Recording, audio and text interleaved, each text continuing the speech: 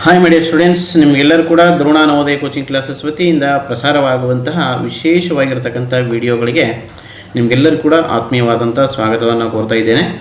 ಇವತ್ತು ದ್ರೋಣ ಪಬ್ಲಿಕೇಶನ್ ವತಿಯಿಂದ ಇವತ್ತು ನಾವು ನೋಡೋಣ ನವೋದಯಕ್ಕೆ ಸಂಬಂಧಪಟ್ಟಂತೆ ವಿಶೇಷವಾಗಿರತಕ್ಕಂಥ ಕೆಲವೊಂದಿಷ್ಟು ಪ್ರಾಬ್ಲಮ್ಸ್ಗಳನ್ನು ನೋಡ್ತಾ ಹೋಗೋಣ. ಅದಕ್ಕಿಂತ ಮುಂಚೆ ಯಾರೆಲ್ಲ ನಮ್ಮ ದ್ರೋಣ ಕೋಚಿಂಗ್ ಕ್ಲಾಸಸ್ ಒಂದು ಯೂಟ್ಯೂಬ್ ಚಾನಲನ್ನು ಯಾರೆಲ್ಲ ಒಂದು ಸಬ್ಸ್ಕ್ರೈಬ್ ಮಾಡ್ಕೊಂಡಿಲ್ವೋ ಅವರೆಲ್ಲರೂ ನಮ್ಮ ಒಂದು ಯೂಟ್ಯೂಬ್ ಚಾನಲನ್ನು ಸಬ್ಸ್ಕ್ರೈಬ್ ಮಾಡ್ಕೊಳ್ಳಿ. ಅದರ ಜೊತೆಗೆ ಇಲ್ಲಿಂದ ನಮಗೆ ಒಂದು ತಿಂಗಳವರೆಗೆ ಕಂಟಿನ್ಯೂಯಸ್ ಆಗಿ ಬರುವಂತಹ ಎಲ್ಲ ವೀಡಿಯೋಸ್ಗಳನ್ನು ನೀವು ನೋಡ್ತಾ ಹೋಗಿ. ಓಕೆ, ಫಸ್ಟ್ಗೆ ನಾನು ಫ್ರೀ ಆನ್ಲೈನ್ ಕ್ಲಾಸಸ್ಗಳನ್ನು ಮಾಡ್ತಾ ಇದ್ದೇನೆ. ಇದು ಕ್ಲಾಸ್ 1 ಸಂಬಂಧಪಟ್ಟಂತೆ ಗಣಿತ ಪ್ರಶ್ನೆ ಪತ್ರಿಕೆಯನ್ನು ಫಸ್ಟ್ ನಾನು ನಿಮಗೆ ನೀಡ್ತಾ ಇದ್ದೇನೆ. ಇದೇ ಥರನಾಗಿರ್ತಕ್ಕಂಥ ಹೆಚ್ಚು ವಿಡಿಯೋಗಳು ನಿಮಗೆ ಬೇಕಾಗಿತ್ತು ಅಂತಂದರೆ ನಮ್ಮ ಚಾನಲನ್ನು ನೀವು ಸಬ್ಸ್ಕ್ರೈಬ್ ಮಾಡೋದ್ರ ಮೂಲಕ ಪ್ರತಿದಿನದ ವಿಡಿಯೋನ ನೀವು ಪಡಿಬೋದು. ಓಕೆ, ನೆಕ್ಸ್ಟ್ ಫಸ್ಟ್ನೇ ಕ್ವಶನ್ ಏನಿದೆ ಅನ್ನೋದನ್ನು ನಾವೀಗ ಸರಿಯಾದ ರೀತಿಯಿಂದ ನೋಡ್ಕೊಳ್ಳೋಣ. ಏನು ಕೊಟ್ಟಿದ್ದಾರೆ ಫಸ್ಟ್ ಕ್ವಶನ್ಸ್ ಅಂತಂದರೆ 0, 6, 9, 7 ಮತ್ತು 5 ಇವುಗಳನ್ನು ಉಪಯೋಗಿಸಿ 6 ಅಂಕಿಯ ದೊಡ್ಡ ಸಂಖ್ಯೆಯನ್ನು ರೂಪಿಸಿದಾಗ 100 ಮತ್ತು 1000 ಸ್ಥಾನದಲ್ಲಿ ಬರುವ ಅಂಕಿಗಳ ಸ್ಥಾನ ಬೆಲೆಗಳ ಗುಣಲಬ್ಧವನ್ನು ಇಲ್ಲಿ ಕೇಳಲಾಗಿದೆ. ಓಕೆ, ಇಲ್ಲಿ ಬಳಸ್ತಕ್ಕಂಥ ಸಂಖ್ಯೆಗಳು ಯಾವಪ್ಪ ಅಂತಂದರೆ ಯಾವ್ಯಾವ ಸಂಖ್ಯೆಗಳನ್ನು ಬಳಕೆ ಮಾಡ್ಕೊಂಡಿದ್ದಾರೆ ನೋಡಿದರೆ 0 ಬಳಕೆ ಮಾಡ್ಕೋಬೇಕು, 6ನ್ನು ಬಳಕೆ ಮಾಡ್ಕೋಬೇಕು, 9, 7 ಮತ್ತು 5 ನೋಡಿ ಎಷ್ಟು ಸಂಖ್ಯೆಗಳನ್ನು ಕೊಟ್ಟಿದ್ದಾರೆ ಅಂತಂದರೆ ಕೊಟ್ಟಂತಹ ಸಂಖ್ಯೆಗಳು 0, 6, 9, 7 ಮತ್ತು 5 ಕೊಟ್ಟಂಥ ಸಂಖ್ಯೆಗಳು 5. ಆದರೆ ಎಷ್ಟು ಅಂಕಿ ಸಂಖ್ಯೆ ಮಾಡಬೇಕಾಗೈತೆ? 6 ಅಂಕಿಯ ಸಂಖ್ಯೆಯನ್ನು ಮಾಡ್ಕೋಬೇಕಾಗೈತೆ. ಹಾಗಾದ್ರೆ 6 ಅಂಕಿ ಸಂಖ್ಯೆ ಮಾಡಬೇಕು. ಯಾವ ಥರ ಸಂಖ್ಯೆ ಮಾಡಬೇಕು? ದೊಡ್ಡ ಸಂಖ್ಯೆಯನ್ನು ಮಾಡಬೇಕು. ಹಾಗಾದರೆ 5 ಅಂಕಿ ಕೊಟ್ಟಿದ್ದಾರೆ, 6 ಅಂಕಿ ಸಂಖ್ಯೆಯನ್ನು ಮಾಡೋದಕ್ಕೆ ಹೇಳಿದ್ದಾರೆ ಮತ್ತು ಅದು ದೊಡ್ಡ ಸಂಖ್ಯೆಯಾಗಿರಬೇಕು. 3 ನಿಯಮವನ್ನು ನಾವಿಲ್ಲಿ ಪಾಲಿಸಬೇಕಾಗಿದೆ. ಹಾಗಾದ್ರೆ ಏನು ಮಾಡಬೇಕು ಅಂದರೆ 6 ಅಂಕಿ ದೊಡ್ಡ ಸಂಖ್ಯೆ ಮಾಡ್ರಿ ಅಂತ ಕೊಟ್ಟಾಗ 1 ಅಂಕಿ ಕಮ್ಮಿ ಇದೆ. ದೊಡ್ಡ ಸಂಖ್ಯೆ ಕೇಳಿದಾಗ 9ನ್ನು ಹಾಕ್ರಿ, ಚಿಕ್ಕ ಸಂಖ್ಯೆ ಕೇಳಿದಾಗ 0ಯನ್ನು ನಾವು ಹಾಕ್ಕೋಬೇಕಾಗುತ್ತೆ. ಹಾಗಾದರೆ ದೊಡ್ಡ ಸಂಖ್ಯೆ ಅಂದರೆ ನಾನು ಈ 9ನ್ನು ಇನ್ನೊಂದು ಎಕ್ಸ್ಟ್ರಾ ತೊಗೊತೀನಿ. 9 ಆಲ್ರೆಡಿ ಒಂದಿದೆ, ಒಂದು 9 ಎಕ್ಸ್ಟ್ರಾ ತೊಗೊತೀನಿ. ಅದ್ರ ಜೊತೆಗೆ 7, 6, 5, 0. ಹಾಗಾದರೆ 6 ಅಂಕಿ ದೊಡ್ಡ ಸಂಖ್ಯೆ ಯಾವುದು ಕ್ರಿಯೇಟ್ ಆಯಿತು ಅಂತಂದರೆ 9,97,650 ಅನ್ನುವಂತಹ ಈ ಸಂಖ್ಯೆ ನಮಗೀಗ ಸಿಕ್ತು. ಇವುಗಳಿಂದ ರಚಿಸಬಹುದಾದಂತಹ ಸಂಖ್ಯೆಯಿಂದ ಯಾವ ಸಂಖ್ಯೆಯನ್ನು ಕೇಳಿದ್ದಾರೆ ಅವರು? ರೂಪಿಸಿದಾಗ 100 ಮತ್ತು 1000 ಸ್ಥಾನದಲ್ಲಿ ಬರುವ ಅಂಕಿಗಳ ಸ್ಥಾನ ಬೆಲೆಗಳ ಗುಣಲಬ್ಧ. ಹಾಗಾದರೆ 100ರ ಸ್ಥಾನದಲ್ಲಿ ಯಾವುದು ಬರುತ್ತೆ ಅಂತ ನಾವು ನೋಡಿದರೆ 600 ಆಗುತ್ತೆ. 100ರ ಸ್ಥಾನದಲ್ಲಿ ಬರುವಂಥ ಅಂಕಿಯ ಸ್ಥಾನ ಬೆಲೆ 600. 1000 ಸ್ಥಾನದಲ್ಲಿ ಬರುವಂತಹ ಅಂಕಿಯ ಒಂದು ಸ್ಥಾನ ಬೆಲೆ ಎಷ್ಟಾಗುತ್ತೆ ಅಂತ ನೋಡಿದರೆ 7000 ಆಗುತ್ತೆ. ಹಾಗಾದರೆ ಇವೆರಡೂ ಸಂಖ್ಯೆಗಳ ಗುಣಲಬ್ಧ ಮಾಡ್ತೀವಿ. 7 6 42, ಇಲ್ಲಿ 3 0 ಇದೆ, ಇಲ್ಲಿ 2 0 ಇದೆ. ಟೋಟಲಿ 5 0 ನಮಗಿಲ್ಲಿ ಬರಬೇಕಾಗುತ್ತೆ. 1 2 3 4 5 5 0 ನಮಗಿಲ್ಲಿ ಬರಬೇಕಾಗುತ್ತೆ. ಹಾಗಾದ್ರೆ ಸರಿಯಾದ ಉತ್ತರ ಏನಾಗುತ್ತೆ? ಹಾಗಾದ್ರೆ 42 ಲಕ್ಷ.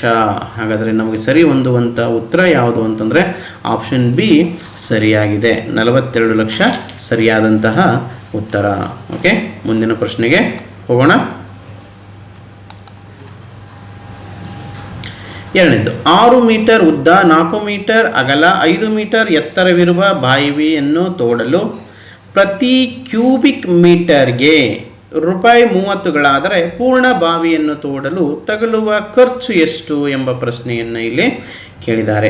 ಹಾಗಾದ್ರೆ ಇಲ್ಲಿ ಏನು ಬೇಕು ನನಗೆ? ಫಸ್ಟು ಘನಫಲ ಗೊತ್ತಿರಬೇಕು. ಘನಫಲ ಗೊತ್ತಾಯಿತು ಅಂತಂದರೆ ಮಿಕ್ಕಿದ್ದೆಲ್ಲ ನಾನು ಈಸಿಯಾಗಿ ಮಾಡ್ಬೋದು.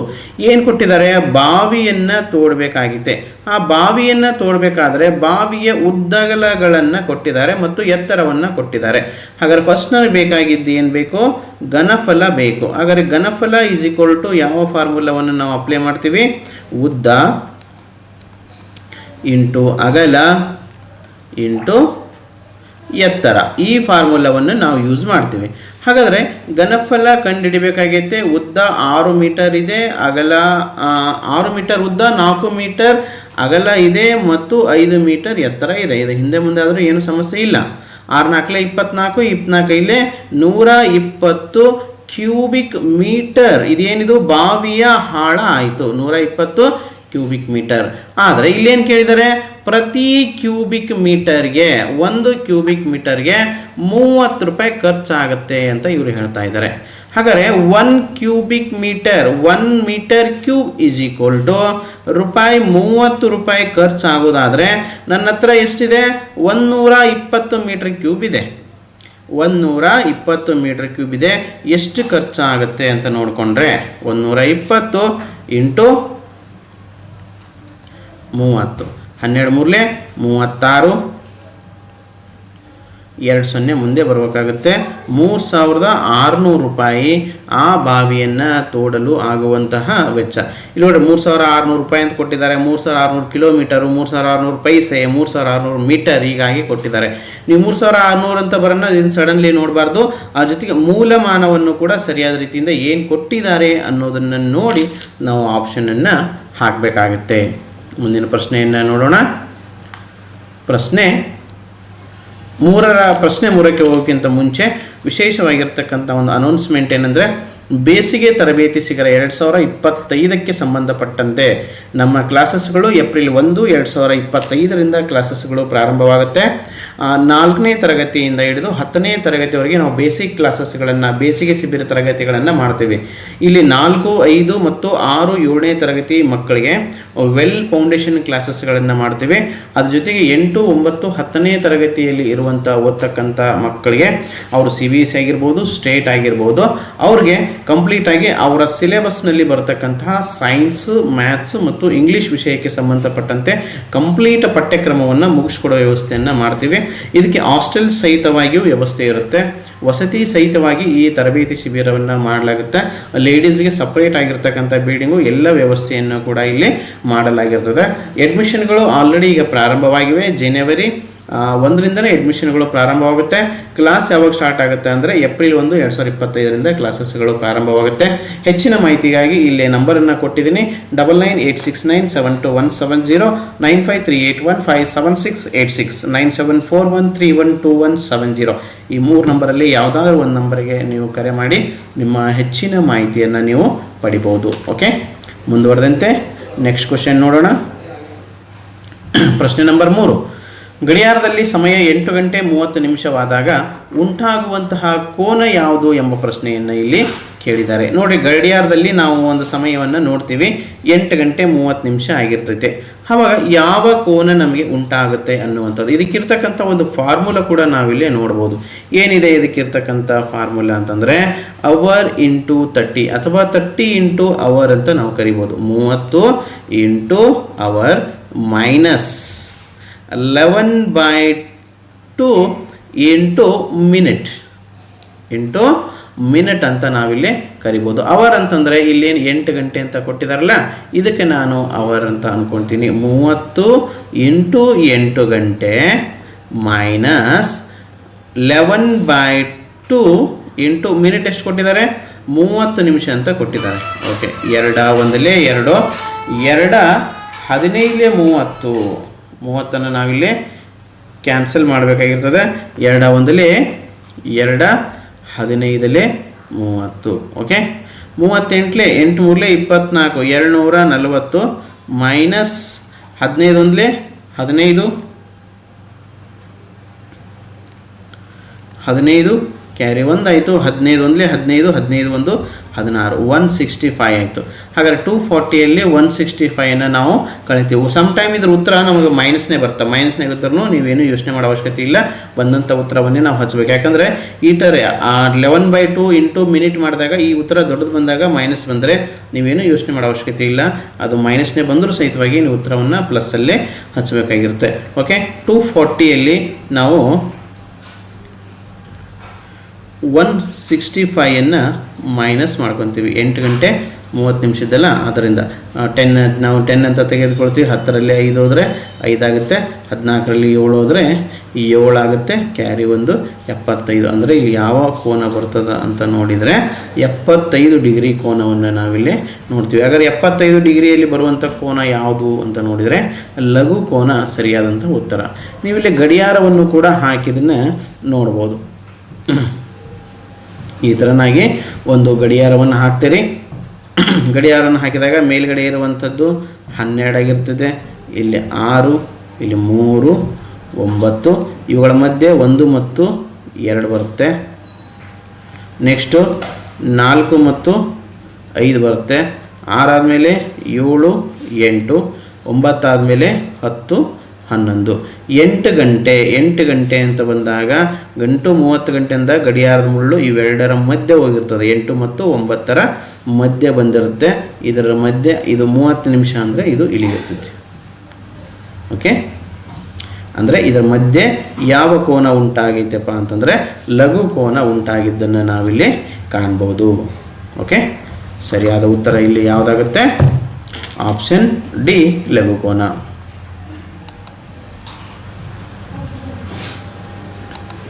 ಪ್ರಶ್ನೆ ಸಂಖ್ಯೆ 4. ಅಮಿತನು ರಾತ್ರಿ 9:45 ಮಲಗಿ ಅವನ ತಾಯಿ ಎಚ್ಚರಿಸಿದಾಗ ಎದ್ದು ಗಡಿಯಾರ ನೋಡಿದನು.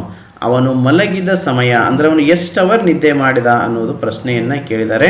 ಅಮಿತ್ ರಾತ್ರಿ ಮಲ್ಕೊಂಡಿರ್ತಾನೆ, ಬೆಳಗ್ಗೆ ಎದ್ದು ನೋಡೋದ್ರಲ್ಲಿ ಅವ್ರ ತಾಯಿ ಅವರನ್ನು ಎಚ್ಚರ ಮಾಡ್ತಾಳೆ. ಅವಾಗ ನೋಡಿದರೆ ಗಡಿಯಾರ ನೋಡ್ತಾನೆ, ಸಮಯ ಎಷ್ಟಾಗಿದೆ ಅಂತ ನೋಡ್ತಾನೆ. 6 ಗಂಟೆ 10 ನಿಮಿಷ ಸಮಯ ಆಗಿದೆ. 6 ಗಂಟೆ 10 ನಿಮಿಷ AM ಬೆಳಗ್ಗೆ ಟೈಮ್ ಆಗಿದೆ. ಹಾಗಾದರೆ ಅವನು ಮಲಗಿದಂಥ ಸಮಯ ಎಷ್ಟು? ನಿನ್ನೆ ದಿವಸ ಅಂತಂದರೆ 9:45 ಅವನು ಮಲಗಿದ್ದಾನೆ. ಹಾಗಾದರೆ ಇವತ್ತು ನೈಟ್ 12 ಗಂಟೆಗೆ ನಾವು ಇವತ್ತಿನ ದಿವಸ ಕ್ಲೋಸ್ ಆಗುತ್ತೆ ಅಲ್ವಾ? ಇವತ್ತು ನೈಟು 12 ಗಂಟೆಗೆ ಇವತ್ತಿನ ದಿವಸ ನಮ್ಗೆ ಕ್ಲೋಸು. ಹಾಗಾದರೆ ಟುಡೇ ಫಸ್ಟ್ ಡೇ, ಇಲ್ಲಿ ಇವತ್ತು ಮತ್ತು ನಾಳೆ 2 ಡೇಸ್ ಕೌಂಟ್ ಆಗುತ್ತೆ ಅಲ್ವಾ? ಇವತ್ತೆಷ್ಟು ಮಲಗಿದ್ದಾನೆ? ಇನ್ ಕೇಸ್ ಇದು 9:45 ಇವತ್ತು ಮಲಗ್ತಿದ್ದಾನೆ ಅಂತ ನಾವು ತಿಳ್ಕೊಂಡ್ರೆ ಇವತ್ತು ನೈಟ್ 9:45 ನೀವು ಮಲ್ಕೊತೀರಿ. ಹಾಗಾದ್ರೆ 9 ಗಂಟೆ 45 ನಿಮಿಷಕ್ಕೆ ನೀವು ಇಲ್ಲಿ ಮಲ್ಕೊತೀರಿ. ಓಕೆನಾ? ರೈಟ್. ಹಾಗಾದ್ರೆ ಇವತ್ತೆಷ್ಟು ದಿನ? ಇದನ್ನು ನಾನು ಏನು ಮಾಡ್ತೀನಿ, ಇಲ್ಲಿ 0ರಲ್ಲಿ 45 ಕಳೆಯಕ್ಕೆ ಬರಲ್ಲ. ಆದ್ದರಿಂದ ಇಲ್ಲಿಂದ 1 ಕ್ಯಾರಿ ತೊಗೊತೀನಿ. 1 ಅವರ್ ಮೀನ್ಸ್ 60 ಮಿನಿಟ್. 65ರಲ್ಲಿ 45 ಹೋದರೆ 15 ಉಳಿತು. ಇದು 12 ಇದ್ದಿದ್ದು 1 ಆ ಕಡೆ ಕೊಟ್ಟಿರಲ್ಲ, ಆದ್ದರಿಂದ 11 ಆಯಿತು. 1 ಕ್ಯಾರಿ ಕೊಟ್ಟಿದ್ರಲ್ಲ. ನೆಕ್ಸ್ಟ್ 11ರಲ್ಲಿ 9 ಹೋದರೆ 2 ಗಂಟೆ 15 ನಿಮಿಷಗಳ ಕಾಲ ಇವತ್ತು ಮಲಗಿದ್ದಾನೆ. ನೆಕ್ಸ್ಟು ನಾಳೆ ದಿವಸ ಬೆಳಗ್ಗೆದ್ದು ಟೈಮ್ ನೋಡಿದರೆ ಈ ಸಮಯ ಐತೆ ನೋಡ್ರಿ, ಯಾವುದು? 6 ಗಂಟೆ 10 ನಿಮಿಷದವರೆಗೆ ನಾಳೆ ಮಲಗಿದ್ದಾನೆ. ಮತ್ತೆ ಈ ಎರಡನ್ನು ಕೂಡ ಪ್ಲಸ್ ಮಾಡಿದರೆ ಎಷ್ಟಾಗುತ್ತೆ? 25 ಆಯಿತು. ನೆಕ್ಸ್ಟ್ 6, 2, 8 ಗಂಟೆ 25 ನಿಮಿಷ ಅವನು ಮಲಗಿರ್ತಕ್ಕಂತಹ ಒಟ್ಟು ಸಮಯವಾಯಿತು. ಓಕೆ, ಈ ಥರನಾಗಿ 2 ದಿನದ ಒಂದು ಕ್ಯಾಲ್ಕುಲೇಷನ್ ಕೊಟ್ಟರೆ ಇವತ್ತು ನೈಟ್ 12ರವರೆಗೆ ಎಷ್ಟು ಅವರ್ ವರ್ಕ್ ಮಾಡಿದರು ಅಥವಾ ಎಷ್ಟು ಅವರ್ ಮಲ್ಕೊಂಡ್ರು ಅಂತ ನೋಡಿ, ನಾಳೆ ದಿವಸ ಮತ್ತೆ ಅವರು ಎಷ್ಟು ಅವರ್ ಮಲ್ಕೊಂಡ್ರು, ಎಷ್ಟು ಅವರ್ ಎದ್ದರು, ಇದನ್ನೆಲ್ಲ ನಾವು ನೋಡ್ಕೋಬೋದು. ಓಕೆ ಅಲ್ಲ? ಇದನ್ನು ಜರ್ನಿಯಲ್ಲಿ ಕೂಡ ಕೊಟ್ಟಿರ್ತಾರೆ. ಅಥವಾ ಒಂದು AM ಒಂದು PM ಆಗಿದ್ದರೆ, ಈಗ ನೈಟು 9:45 ಅಂತ ಕೊಟ್ಟಾಗ ಇದು ಏನಾಗಿರುತ್ತೆ? ಇದು PM ಆಗಿರುತ್ತೆ. ಬೆಳಗ್ಗೆ ಎದ್ದಿದ್ದಾನೆ ಅಂದರೆ AM ಆಗಿರ್ತದೆ. ಹಾಗಾದ್ರೆ ಏನು ಮಾಡ್ಕೋಬೇಕು? ಇವೆರಡನ್ನು ಕೂಡ ಸ್ವಲ್ಪ ಚೇಂಜ್ ಮಾಡ್ಕೋಬೋದು ನಾವು. ಹೆಂಗೆ? ಮುಂದೆ ಇರೋದನ್ನು ಇದಕ್ಕೆ 12ನ್ನ ಪ್ಲಸ್ ಮಾಡಿಕೊಂಡ್ರೆ, ಯಾವುದು? 6 ಗಂಟೆ 10 ನಿಮಿಷಕ್ಕೆ 12ನ್ನ ಪ್ಲಸ್ ಮಾಡ್ಕೊಂಡ್ರೆ ಎಷ್ಟಾಯಿತು? 18 ಗಂಟೆ 10 ನಿಮಿಷ ಆಯಿತು. ಇದರಲ್ಲಿ 9:45 ಮೈನಸ್ ಮಾಡ್ಕೊಂಡ್ಬಿಟ್ರೆ ನೇರವಾಗಿ 1 ಸ್ಟೆಪ್ಪಲ್ಲಿ ನಮ್ಗೆ ಆನ್ಸರ್ ಬೇಕಂದರೆ -9:45. ಇಲ್ಲಿ 10ರಲ್ಲಿ 45 ಹೋಗೋದಿಲ್ಲ, ಆದ್ದರಿಂದ ಇದರಿಂದ ಒಂದು ಕ್ಯಾರಿ ತೊಗೊತೀನಿ. ಇದು 18 ಇದ್ದಿದ್ದು 17 ಆಗುತ್ತೆ. ಇದು 10 ಇದ್ದಿದ್ದು 60 + 10 70 ಆಯಿತು. 70ರಲ್ಲಿ 45 ಹೋದರೆ 5ಕ್ಕೆ 5, 7ರಲ್ಲಿ 5 ಹೋದರೆ 2, 25, 17ರ 9 ಹೋದರೆ 8. ಈ ಥರ 1 ಸ್ಟೆಪ್ ಆನ್ಸರನ್ನು ಕೂಡ ನೀವಿಲ್ಲಿ ಮಾಡ್ಬೋದು. ಓಕೆ, ಈ ಥರನಾಗಿ ಒಂದು 2-3 ಲೆಕ್ಕಗಳನ್ನು ಮಾಡಿಕೊಂಡು ಪ್ರಾಕ್ಟೀಸ್ ಮಾಡಿರಿ, ನೀವು ಇನ್ನೂ ಪರ್ಫೆಕ್ಟ್ ಆಗ್ತೀರಾ. ಮುಂದುವರೆದಂತೆ ನೋಡೋಣ ಮಕ್ಕಳೇ. ಪ್ರಶ್ನೆ ಸಂಖ್ಯೆ 5. 8 ಜನರ ಗುಂಪೊಂದು ಒಂದು ಕೆಲಸವನ್ನು 30 ದಿನಗಳಲ್ಲಿ ಮುಗಿಸುವುದು. ಅದೇ ಕೆಲಸವನ್ನು 4 ಜನರ ಗುಂಪೊಂದು ಎಷ್ಟು ದಿನಗಳಲ್ಲಿ ಮುಗಿಸುತ್ತದೆ ಅಂತ ಕೇಳಿದ್ದಾರೆ. ಬಹಳ ಸರಳಾಗಿರ್ತಕ್ಕಂಥ ಪ್ರಶ್ನೆ ಇದೆ, ಮಾಡ್ಬೋದು ನೀವೇ. ಎಷ್ಟಿದೆ? 8 ಜನರ ಗುಂಪೊಂದು. ಎಷ್ಟು ಜನರ ಗುಂಪಿದೆ ಅಂತ ನೋಡಿದರೆ 8 ಜನ ಒಂದು ಗುಂಪಲ್ಲಿ ಇದ್ದಾರಂತೆ. ಇವ್ರ ಕೈಯಲ್ಲಿ ಏನಾದರೂ ನಾವು ಕೆಲಸ ಕೊಟ್ಟರೆ ಆ ಕೆಲಸವನ್ನು ಪೂರ್ಣಗೊಳಿಸಲಿಕ್ಕೆ 30 ದಿನಗಳನ್ನು ಇವರು ತೆಗೆದುಕೊಳ್ತಾರೆ. ಅದೇ ಕೆಲಸ ಅಂತ ಬಂತಂದರೆ ಇದು ವಿಲೋಮಾನುಪಾತ. ಅದೇ ಕೆಲಸವನ್ನು 4 ಜನರ ಕೈಯಲ್ಲಿ ಕೊಟ್ಟರೆ ಎಷ್ಟು ದಿನದಲ್ಲಿ ಆ ಕೆಲಸ ಮುಗಿಸ್ತಾರೆ ಅನ್ನುವಂಥ ಪ್ರಶ್ನೆ. ನೋಡ್ರಿ, 8 ಇದ್ದಿದ್ದು ವಿಲೋಮಾನುಪಾತದಲ್ಲಿ ಯಾವಾಗಲೂ ಇದು ಅರ್ಧದಷ್ಟು ಕಡಿಮೆ ಆದರೆ ಇದು 2ರಷ್ಟು ಡಬಲ್ ಆಗುತ್ತೆ. ಇದು 2ರಷ್ಟು ಹೆಚ್ಚಾದರೆ ಇದು ಅರ್ಧದಷ್ಟು ಕಮ್ಮಿ ಆಗುತ್ತೆ. ಅಂದರೆ ಏನಿರ್ತಿದ್ದು ವಿಲೋಮ ಅನುಪಾತ ತದ್ವಿರುದ್ಧವಾಗಿರುತ್ತೆ. ಇದಕ್ಕೆ ಹೆಂಗೆ ಮಾಡಬೇಕು, ಮೇಲೆ ಅಂಶವನ್ನು ಮೇಲೇ ತಗೋಬೇಕು. ಅಂದರೆ 8 × 30 ಡಿವೈಡೆಡ್ ಬೈ 4. 4 1 4 2 32 60 ದಿನಗಳ ಅವಶ್ಯಕತೆ ಇದೆ. ನೋಡಿ, ಕ್ಯಾಶುವಲ್ ಆಗಿ ನೀವು ಸುಮ್ಮನೆ ಥಿಂಕ್ ಮಾಡ್ಬೋದು, 8 ಜನ ಇದ್ದರೆ 30 ದಿನ ಬೇಕಾಗುತ್ತಂದರೆ ಇಲ್ಲಿ ಜನ ಏನಾದರೂ 4 ಜನ ಆದರು, ಅಂದರೆ ಎವ್ರಿ ಡೇ ಕೆಲಸಕ್ಕೆ ಬರುವಂಥವ್ರು 4 ಜನ ಮಾತ್ರ ಆದರು. ಅವಾಗ ಏನಾಗುತ್ತೆ, ಆಟೋಮೆಟಿಕ್ಲಿ ದಿನ ಕೂಡ ಏನಾಗುತ್ತೆ, ಡಬಲ್ ಆಗುತ್ತೆ. ಓಕೆ, ಸರಿಯಾದ ಉತ್ತರ 60 ದಿನ, ಆಪ್ಷನ್ ಸಿ ಸರಿಯಾಗಿದೆ. ಮುಂದಿನ ಪ್ರಶ್ನೆ,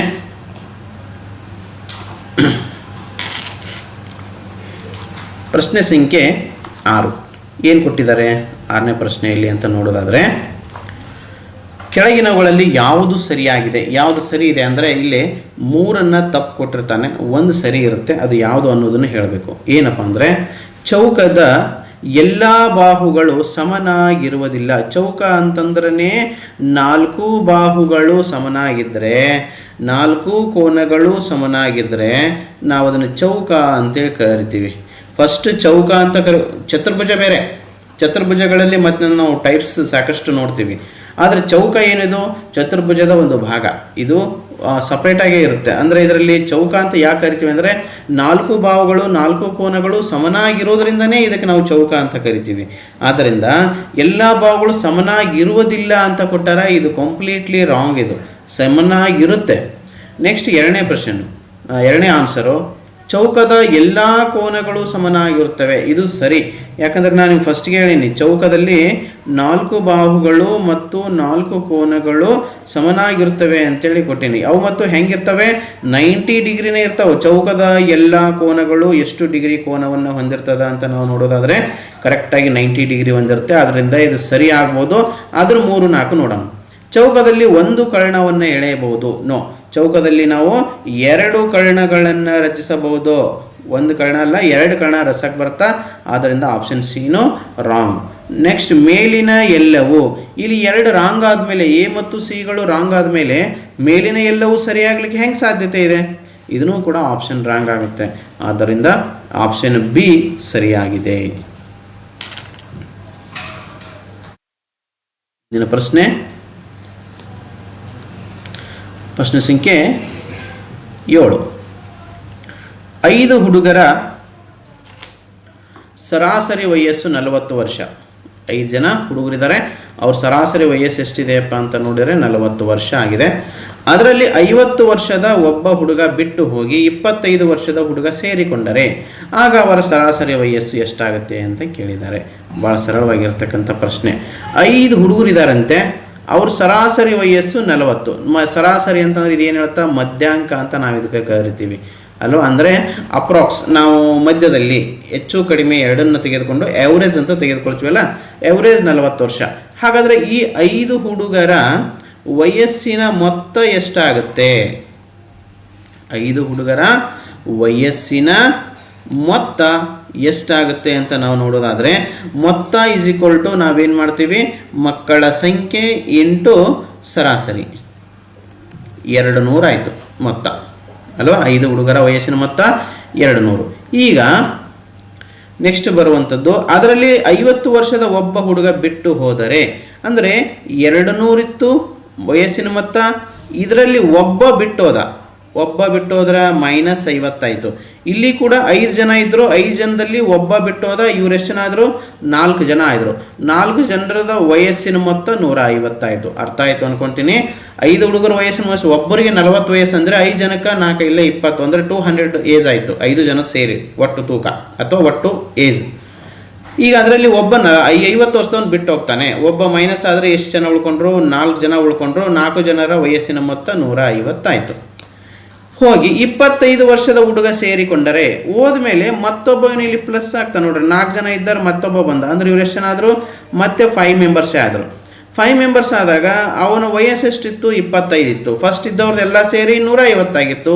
ಇವ 25 ವಯಸ್ಸಿನ ಒಬ್ಬ ಬಂದು ಸೇರಿಕೊಂಡ್ರೆ 175 ವಯಸ್ಸಾಯಿತು. ಈಗ ಅವರ ಸರಾಸರಿ ಎಷ್ಟು ಅಂತ ಕೇಳಿದ್ದಾರೆ. ಹಾಗಾದರೆ ಸರಾಸರಿ ಈಸ್ ಈಕ್ವಲ್ ಟು ಯಾವ ಫಾರ್ಮುಲಾವನ್ನು ಬಳಸ್ತೀವಿ ನಾವು? ಪರಿಮಾಣಗಳ ಮೊತ್ತ ಡಿವೈಡೆಡ್ ಬೈ ಪರಿಮಾಣಗಳ ಸಂಖ್ಯೆ, ಈ ಫಾರ್ಮುಲಾವನ್ನು ನಾವು ಬಳಸ್ತೀವಿ. ಹಾಗಾದ್ರೆ ಮೊತ್ತ ಎಷ್ಟಿದೆ? 175 ಇದೆ. ಎಷ್ಟು ಜನ ಇದ್ದಾರೆ? 5 ಜನ ಇದ್ದಾರೆ. 5 ಒಂದಲೇ 3ರಲ್ಲಿ 15, 2 ಉಳಿತು 5 ಇಲ್ಲೇ, ಅಂದರೆ ವಯಸ್ಸಿನ ಅವರ ಸರಾಸರಿ ಎಷ್ಟಾಗುತ್ತೆ ಅಂತ ನೋಡಿದರೆ 35 ಸರಿಯಾದಂಥ ಉತ್ತರ. ಆಪ್ಷನ್ ಸಿ ಸರಿಯಾಗಿದೆ. ಮುಂದುವರೆದಂತೆ ಪ್ರಶ್ನೆ ಸಂಖ್ಯೆ 8. 25 kg 9 ಗ್ರಾಮನ್ನು KGಯಲ್ಲಿ ಹೆಂಗೆ ಬರೆಯೋದು ಎಂದು ಪ್ರಶ್ನೆಯನ್ನು ಕೇಳಿದ್ದಾರೆ. ಎಷ್ಟಿದೆ? 20 kg. 20 kg ಅನ್ನೋದನ್ನು ನಾನು KGಯಲ್ಲಿ ಬರಿಬೇಕಾಗೈತೆ. ಹೆಂಗೆ ಬರಿಬೇಕು? ನೆಕ್ಸ್ಟ್ 25 kg ಆಲ್ರೆಡಿ KGಯಲ್ಲಿದೆ. ಇದು 9 ಗ್ರಾಮ್ ಅಂತಿದೆ. ಇವೆರಡನ್ನು ಕೂಡಿಸ್ಬಿಟ್ರಿ. ಹಾಗಾದ್ರೆ ಗ್ರಾಮ್ನಲ್ಲಿ ಕೇಳಿದ್ದಾರೆ ಅಂದರೆ ಎರಡನ್ನು ಕೂಡ ಫಸ್ಟ್ ಗ್ರಾಮಲ್ಲಿ ಮಾಡ್ಕೋರಿ. 20 kg ಅಂತಂದರೆ 1 kg equal to 1000 gram. 1 kg equal to 1000 ಗ್ರಾಮನ್ನು ನಾವು ನೋಡ್ತೀವಿ. ಹಾಗಾದ್ರೆ 20 kg ಅಂದರೆ ಏನಾಗುತ್ತೆ? 20 kg ಈಸ್ ಈಕ್ವಲ್ ಟು 20,000 ಗ್ರಾಮನ್ನು ನಾವು ಕಾಣಿಸ್ತೀವಿ. 20,000 ಗ್ರಾಮ್ ಪ್ಲಸ್ ಇಲ್ಲಿ ಒಂದು 9 ಗ್ರಾಮ್ ಐತೆ ನೋಡ್ರಿ, ಪ್ಲಸ್ 9 ಗ್ರಾಮ್ ಬಿಡಿ ಸ್ಥಾನದಿಂದ ನಾವು ಇದನ್ನು ಕೂಡಿಸ್ತೀವಿ. 9 ಗ್ರಾಮ್ ಎರಡನ್ನು ಸೇರಿದರೆ ಎಷ್ಟಾಯಿತು? 9,000,002 ಅಂದರೆ 20,009 ಗ್ರಾಮ್ ಆಯಿತು. ಇದನ್ನು ನಾನು KGಯಲ್ಲಿ ಪರಿವರ್ತನೆ ಮಾಡಿಕೊಂಡ್ರೆ ಡಿವೈಡೆಡ್ ಬೈ 1000. ಡಿವೈಡೆಡ್ ಬೈ 1000 ಮಾಡಿದರೆ ಹಿಂದಿನಿಂದ 3 ಸ್ಥಾನಗಳನ್ನು ಬಿಟ್ಟು ಪಾಯಿಂಟ್ ಕೊಡಬೇಕಾಗುತ್ತೆ. ಅಂದರೆ 20.009 kg. ಓಕೆ, 20.009 ಆಪ್ಷನ್ ಯಾವುದು ಸರಿಯಾಗಿದೆ? 20.009, 20.9, 2.009, 20.09 ಅಂದರೆ ಆಪ್ಷನ್ ಎ ಸರಿಯಾಗಿದೆ.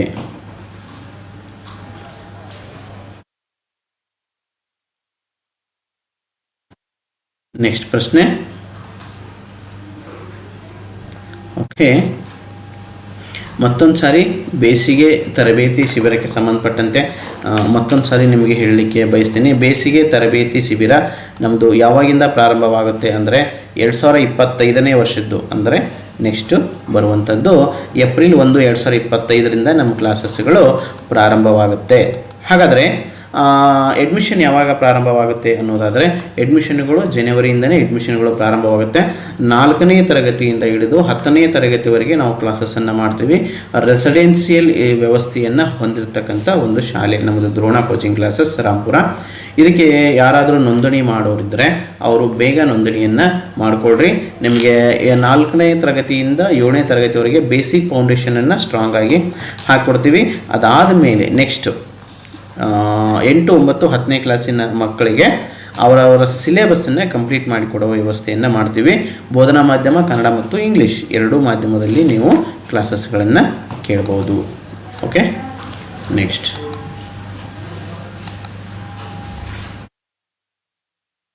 ಇನ್ನು ಪ್ರಶ್ನೆ 9ನೇದು 2000ರ ಅವಿಭಾಜ್ಯ ಅಪವರ್ತನೀಕರಣ. ನೋಡಿ, ಅವಿಭಾಜ್ಯ ಅಪವರ್ತನೀಕರಣಕ್ಕೆ ಪ್ರತಿ ವರ್ಷ ನಾವು ಕಾಮನ್ ಆಗಿ ಒಂದು ಪ್ರಶ್ನೆಯನ್ನು ನೋಡ್ತಾನೆ ಹೋಗ್ತೀವಿ. ಅವಿಭಾಜ್ಯ ಅಪವರ್ತನೀಕರಣ ನಾವು ಬರೀಬೇಕಾಗಿತ್ತು ಅಂತಂದರೆ ಫಸ್ಟ್ ಕೊಟ್ಟಂಥ ಸಂಖ್ಯೆಗಳು ಅವಿಭಾಜ್ಯ ಸಂಖ್ಯೆಗಳು ಹೌದು ಅಲ್ಲೋ ಅನ್ನೋದನ್ನು ಫಸ್ಟ್ ನೋಡ್ಕೋರಿ. ಆಪ್ಷನ್ ನೋಡಿದ್ರೆ ನೀವು ತಿಳ್ಕೊಬೋದು. ಎಲ್ಲ ಸಂಖ್ಯೆಗಳು ಅವಿಭಾಜ್ಯ ಸಂಖ್ಯೆಗಳಾಗಿರಬೇಕು. ಇದಕ್ಕಿರ್ತಕ್ಕಂಥ ಕರೆಕ್ಟ್ ಉತ್ತರ ಅಂತ ಕಂಡುಹಿಡಿಯಬೇಕಾದ್ರೆ 2 ನಿಯಮವನ್ನು ನೀವು ಬಳಸಬೇಕು. ಒಂದೇನೆಂದರೆ ಎಲ್ಲ ಸಂಖ್ಯೆಗಳು ಅವಿಭಾಜ್ಯ ಸಂಖ್ಯೆಗಳಾಗಿರಬೇಕು. ನೀವೇನು ಅಪವರ್ತನಗಳನ್ನು ಬರೆದಿರ್ತಾರಲ್ಲ, ಎಲ್ಲ ಸಂಖ್ಯೆಗಳು ಅವಿಭಾಜ್ಯ ಸಂಖ್ಯೆಗಳಾಗಿರಬೇಕು. ಇದು 1ನೇ ನಿಯಮ. 2ನೇ ನಿಯಮ ಏನು ಹೇಳುತ್ತಪ್ಪ ಅಂತಂದರೆ ಅವುಗಳ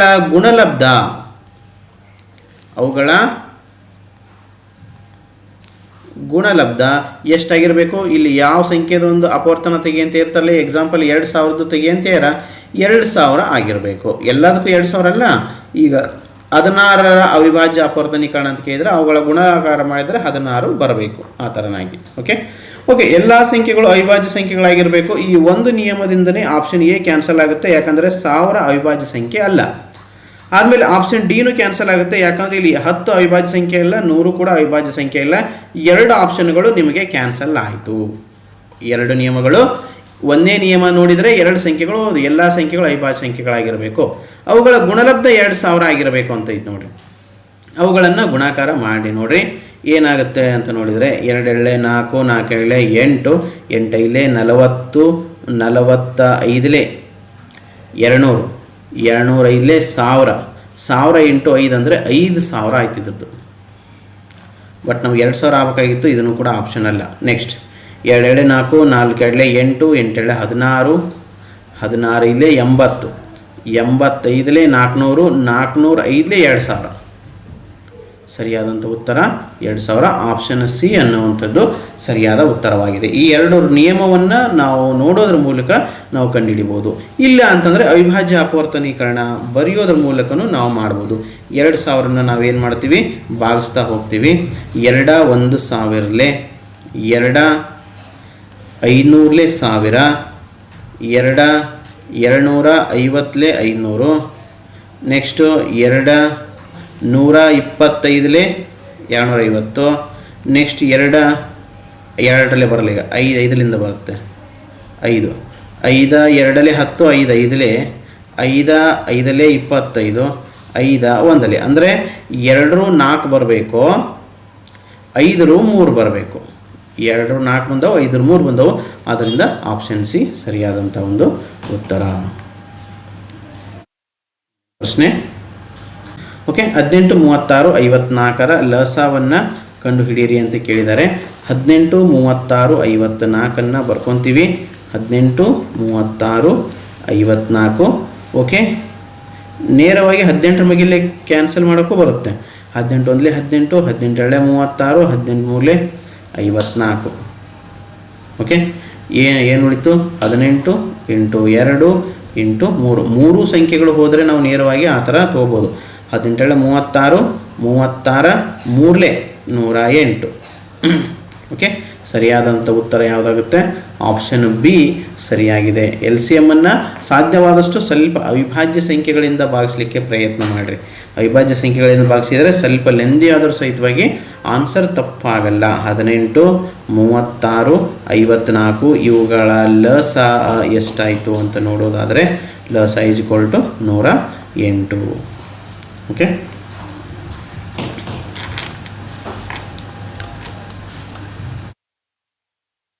ಓಕೆ ಮಕ್ಕಳೇ, ಇದುವರೆಗೂ ನಮ್ಮ ಯೂಟ್ಯೂಬ್ ಚಾನಲನ್ನು ವೀಕ್ಷಿಸಿದ್ದಕ್ಕೆ ನಿಮಗೆಲ್ಲರಿಗೂ ಕೂಡ thank you. Drona coaching classes ವತಿಯಿಂದ ನಾವು ವಿಶೇಷವಾಗಿ ನಿಮ್ಮೆಲ್ಲರಿಗೂ ಸಹ ಎವ್ರಿಡೇ ವಿಡಿಯೋಗಳನ್ನು ಹಾಕ್ತೀವಿ. ಅವುಗಳನ್ನು ತಪ್ಪದೇ ನೋಡಿ. ಹೆಚ್ಚಿನ ಮಾಹಿತಿಗಾಗಿ ನಮ್ಮ ನಂಬರ್ಗೆ ಕರೆ ಮಾಡಿರಿ. ನಮ್ಮ ಚಾನಲನ್ನು ಸಬ್ಸ್ಕ್ರೈಬ್ ಮಾಡ್ಕೊಳ್ಳಿ. ನಿಮಗೆ ಎಕ್ಸಾಮ್ದವ್ರಿಗೆ ಪ್ರತಿದಿನದ ವಿಡಿಯೋವನ್ನು ಹೀಗೆ ನೋಡ್ತಾ ಹೋಗಿ. ಓಕೆ, ಎಲ್ಲರಿಗೂ ಧನ್ಯವಾದ.